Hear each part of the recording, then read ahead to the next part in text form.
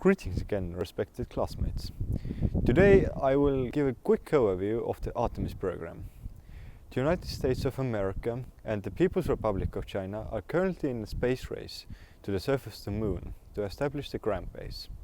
Although true that no country can legally claim any celestial body for itself, being the first gives certain advantages, like having the opportunity to secure more sought-after locations and showing technological superiority. The moon is also considered a gateway for Mars exploration and eventual colonization. The Artemis program, led by National Aeronautics and Space Administration, is USA's way of putting astronauts to the surface of the moon.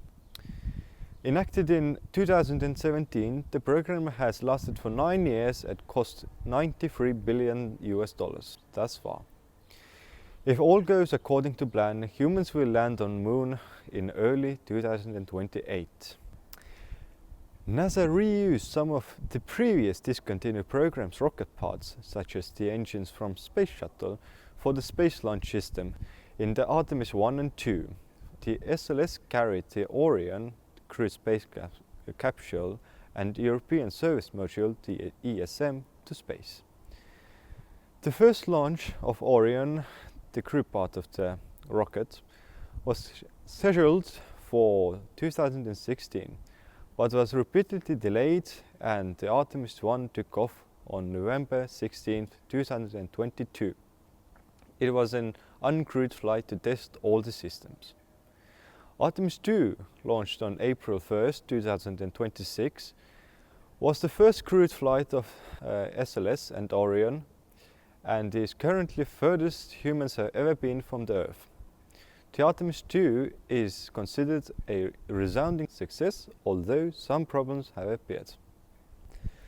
Currently, NASA has contracted Elon Musk's SpaceX and Jeff Bezos' Blue Origin to build the human landing system. The HLS is designed to carry the crew from lunar orbit to the lunar surface, act as a surface base, and return back to lunar orbit. NASA will evaluate the contractors based on technical approach by the contractors, total evaluate price of the space vehicle, and management approach. SpaceX initially won the contract, but Blue Origin was later also granted a contract for redundancy.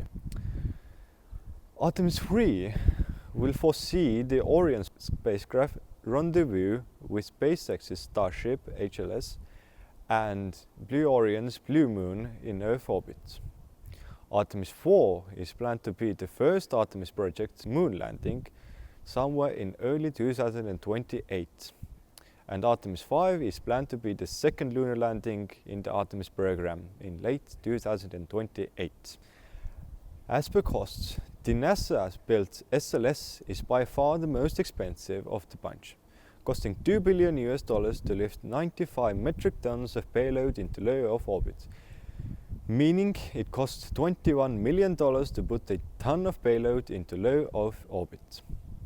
Blue Orion's New Glenn costs $68 million and has the ability to put 45 metric tons into low Earth orbit, making per ton costs of $1.5 million. With Starship, the cost of 2,000 tons of payload to low Earth orbit is projected to be $2 million, which equates to per ton cost of $0.01 million or $10,000.